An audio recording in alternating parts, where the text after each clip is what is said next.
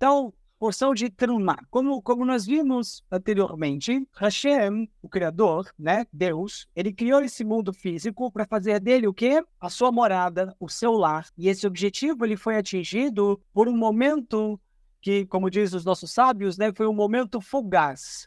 Fugaz, ou seja, logo que o mundo foi criado, o mundo ele já era uma habitação adequada para o seu criador. No momento da criação, quando o mundo foi feito, quando o mundo foi todo, né, completo, da maneira como ele estava, ele já era uma habitação adequada para o criador. No entanto, amigos, os erros de cálculo e as más ações das primeiras gerações da humanidade forçaram a presença divina a retirar-se de forma gradual para os reinos espirituais cada vez mais distante, ok? A reversão desse processo teve início com quem? Com Abraão, e continuou com a sua cadeia sucessória, né? Isaac, depois Jacó, e consumou-se com seu descendente da 7ª geração, que foi Moisés. Então, né? Vamos lá. Quando o Criador ele criou o mundo era perfeito, tudo no seu devido lugar, toda a luz, toda a energia, toda a pureza, tudo no seu devido lugar, de forma adequada, de forma perfeita. De forma que a própria luz do Criador, a presença divina, ela habitava no mundo de forma completa. Não havia falta da presença do Criador no mundo. Ou seja, a conexão com o Criador era algo que era contínua, não havia interrupções. Imagina por um momento uma situação em que você a todo instante está cheio de inspiração divina. Imagina por um instante assim, sabe, você tendo clareza em relação a todas as coisas que acontecem na sua vida, sabe, preenchido com certeza completa e absoluta de que o Criador está com você, está do seu lado, está te ajudando, está te apoiando, está trazendo para perto de você as pessoas certas e sempre, sabe, na verdade, eu ia falar assim, afastando, né, aquilo que é ruim para você, mas a sua consciência, ela tá tão elevada, ela tá tão ligada com o Criador que, sabe, você nem considera coisas ruins e coisas negativas, isso simplesmente não faz parte, sabe, assim, do seu pensamento. Você não pensa em, sabe, problemas e coisas ruins, não. É uma revelação completa. Muito bem, esse era o mundo. Esse era um mundo pós-criação. Perfeição, presença divina a todo instante ali, manifesto. Só que o que aconteceu? Erros de cálculos e as ações negativas das primeiras gerações forçaram. Ou seja, não foi nem que assim, olha, de birra, né? Imagina o Criador, ó, quer saber por que você está fazendo errado, então eu estou reativo, eu estou bravo e eu vou me afastar de você porque eu estou com raiva. Não é nem esse o caso. A má ação das pessoas da primeira geração forçaram a presença divina a ir se ocultando de forma gradual, ou seja, retirando-se de forma gradual para reinos espirituais cada vez mais distantes, sabe? Aquela situação em que a gente está super animado, a gente está super elevado com a nossa mente, sabe? Assim, realmente se sentindo bem, se sentindo completo, a gente chega num lugar, a gente vê as pessoas agindo, sabe? De uma forma que, poxa vida, não é bom para elas, não é bom para nenhum outro. Então você simplesmente fica incomodado de estar naquele lugar, sabe? As ações das pessoas acaba fazendo com que você queira se distanciar, sabe? Não tem a mesma vibe, não tem a mesma vibração, não tem a mesma conexão. Você até quer ficar com essas pessoas, mas a maneira como as pessoas elas se comportam é como se elas estivessem falando, olha, na verdade, você não é tão bem-vindo aqui. E por essa razão, e só por essa razão, o Criador então foi se retirando gradualmente e ficando cada vez mais distante dos seres humanos e tudo mais. E na nossa vida a gente precisa entender, olha, que a vontade do Criador não é de se ocultar da gente. Muito pelo contrário. Se o Criador tem uma vontade, a vontade é que ele não apenas esteja, né, próximos a cada um de nós, mas que a gente também tem essa capacidade de sentir a presença dele constantemente. Se eu posso falar dessa forma, a última coisa que o Criador quer é que a presença dele não seja notada por você, por mim, né, por todos nós.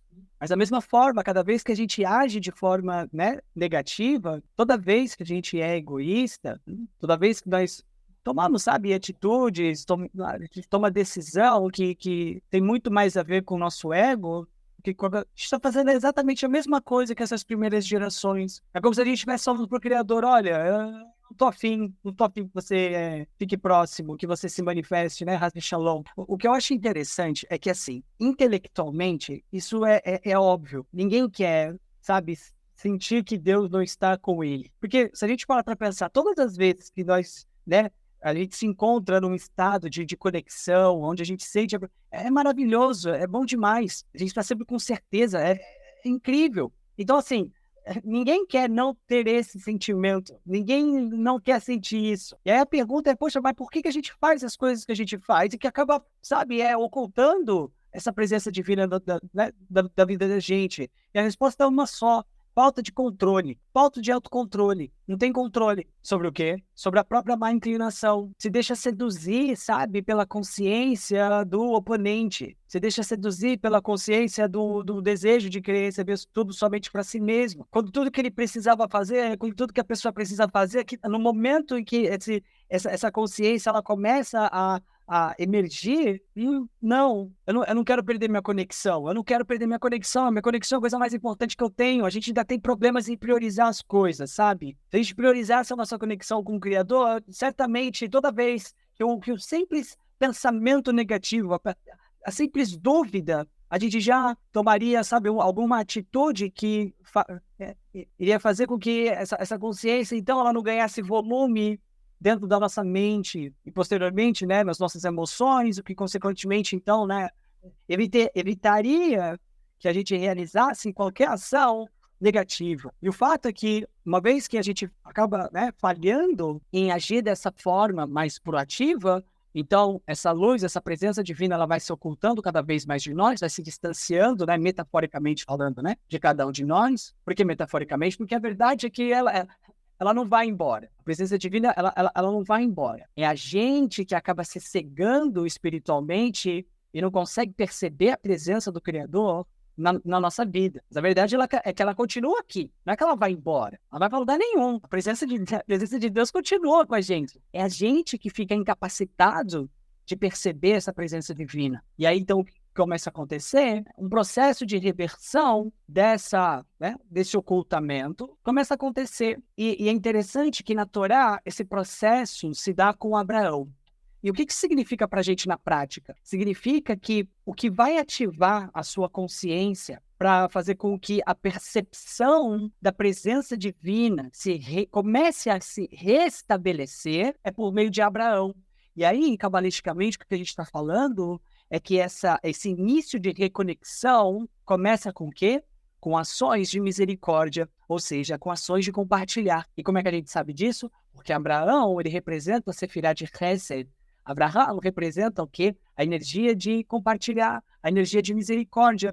Então, a Torá, ela mostra pra gente que tudo bem. Se você, né, for aí uma pessoa que acaba fazendo com que a presença divina se oculte de você, nem tudo está perdido. É só olhar para a Torá que você vai saber exatamente o que você precisa fazer para começar a reaver essa conexão. O primeiro passo que você tem que dar é qual? Abraão. Ou seja, se conectar com a energia de misericórdia, com a energia do compartilhar. É isso que vai dar o start no quê? No processo de reconexão, ou seja, melhor dizendo, da percepção da presença da luz do Criador na sua vida. Tudo começa com ações de compartilhar. E você não precisa começar grande. Você pode começar simples. Começa pequeno. Começa, sabe, compartilhando, sabe, palavras de Torá com outras pessoas. Compartilha seu tempo com outras pessoas. Fazer ações, sabe, de gentileza. Coisas simples. Ligar para uma pessoa, dizer para ela o quanto ela é especial para você, sabe? Realmente fazer atividades, ações que você sabe que vai trazer, sabe, uma certa paz e tranquilidade para uma outra pessoa. Começar a agir dessa forma, sabe, levar ternura para outras pessoas, combinar, sabe, de às vezes convidar alguém para sua casa, para que você possa, sabe, manifestar gentileza, assim como Abraão era gentil e recebia bem as pessoas. Porque a dica é essa, pessoal. A Torá, ela é clara, é que a gente às vezes não entende, né? A gente acha que é tudo historinha e tal. Não, o que a Torá está ensinando pra gente é que se por acaso a gente perde a nossa conexão, se por acaso, né, Haz Shalom acontece pelo fato de sermos pessoas, né, reativas, a gente faz com que a presença divina fique então oculta, poxa vida, tá tudo perdido. Não, não tá tudo perdido. Dá para recuperar a conexão. Dá para você trazer a presença divina de novo para suas percepções, para sua percepção. Qual o primeiro passo? Misericórdia, Hesed, Abraão, é essa energia, é essa consciência que vai dar o start no processo de conexão e manifestação. Você começa com Abraham, depois você tempera um pouquinho desse compartilhar incessante com restrição, ou seja, você começa esse processo de compartilhar de forma incondicional, e aí no momento que você se vê esvaziado, já, poxa vida, eu acho que eu já fiz bastante, acho que eu já fiz muitas ações de compartilhar, né? A ponto de você realmente se sentir ali incomodado, de certa forma até vazio, por já ter feito bastante. O que você tem que fazer nesse momento? Uma milha extra. Sim, uma milha extra. Sempre dá para fazer mais um pouquinho. Só para garantir. Só para garantir. Putz, compartilhei tudo que eu podia. Não, se você procurar, você vai achar. Ainda dá para fazer uma milha extra. E essa milha extra, né, onde a gente acaba compartilhando ali de maneira já desconfortável, é que ativa o segundo passo desse processo, que é a energia, o quê? De julgamento, energia de misericórdia. Você já não tem mais forças para compartilhar. Você já entra numa fase em que você está vazio, praticamente. Gevurah, Isaac, né? O sacrifício de Isaac. Né? É interessante como a gente vê todas essas coisas se encaixando. Depois você entra numa próxima fase, que é onde você, então, né, entende que você também precisa receber. Você também precisa, sabe, ter o que compartilhar. Então você precisa de energia, você precisa de alimento espiritual. Você compartilhou, agora você precisa, sabe, recarregar suas baterias espirituais para começar o processo de novo. Bem, legal. Então, continuando aqui. A primeira fase, então, da atuação de Moisés para o restabelecimento. Aqui Moisés, ele representa a coluna central nesse aspecto, tá? Da mesma forma que Jacó. Ainda que a gente saiba que Moshe, na árvore da vida, está mais relacionado com a coluna da direita, com a energia de compartilhar, com o Hesed, sim, mas ele também assume essa terceira fase, por assim dizer. Mas vamos lá. A primeira fase da atuação de Moisés para o restabelecimento da presença de Deus aqui na Terra foi o quê? Foi a abertura do mar, descrita na Parashá de Bechalar. Enquanto o mar permaneceu aberto, o mundo físico abrigou uma consciência que não havia, né, que não havia sido experimentada desde o jardim do Éden primordial, e da existência e presença de Deus como facilmente perceptíveis e óbvias. Tal consciência, por sua vez, fez a existência deste mundo físico, normalmente autoevidente e inquestionável, aparecer como verdadeiramente é, ou seja, dependente da força vital divina que pulsa dentro dele, e a ela é subordinada. Porém, essa experiência transcendente foi tão efêmera quanto sublime, ou seja, foi uma luz muito intensa, foi uma revelação de luz muito intensa, mas que também, da mesma forma que veio muito intensa, acabou indo embora muito rápido. Assim que o mar voltou ao seu estado natural, a consciência normativa retornou. Né? A gente viu isso já nas aulas anteriores, acho que em 2 aulas atrás, que depois que o milagre acontece, depois que a revelação da luz ela ocorre, né, e você tem aquele momento uau, depois que o mar se fecha, logo depois que o milagre acontece, o natural é que, né, o mar retorne, e junto com esse retorno do mar a seu estado natural, a gente também acaba voltando ao nosso estado natural. Só restou o quê? Só restando a memória do milagre, a lembrança do milagre, cuja marca na consciência humana preparou o caminho para os passos que se seguiram. Depois que o mar se abriu, mostrando que a consciência divina pôde realmente atravessar toda a ordem da criação e descer a esse mundo físico, tornou-se impossível a ocorrência das fases subsequentes do processo, a saber, a demonstração de que a presença de Deus é capaz de alastrar-se ainda mais, transmitindo consciência divina a esferas da realidade que são o que? Antagônicas à divindade e até,